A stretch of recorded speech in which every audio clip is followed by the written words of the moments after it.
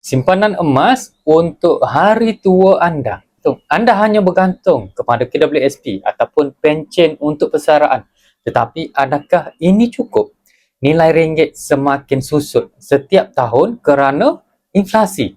Apa yang kita rasa cukup hari ini mungkin tidak cukup 20 tahun akan datang. Sebab itu, emas ini wajar dijadikan sebagai pelan persaraan yang kedua.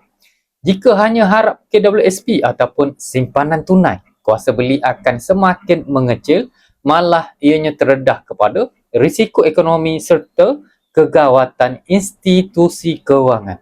Dengan emas, simpanan kita lebih selamat. Nilainya kalis inflasi, boleh dipegang sendiri, boleh buat kita lebih berdisiplin dan yang paling penting, ianya mudah diwarisi kepada keluarga. Emas bukan pengganti KWSP ataupun pencen, tetapi ianya pelengkap. Mulakan simpanan kecil hari ini supaya hari tua anda lebih tenang dan terjamin. Mulakan tabungan emas hari ini. Untuk bimbingan, terus hubungi saya, save dan like video ni untuk info emas yang seterusnya.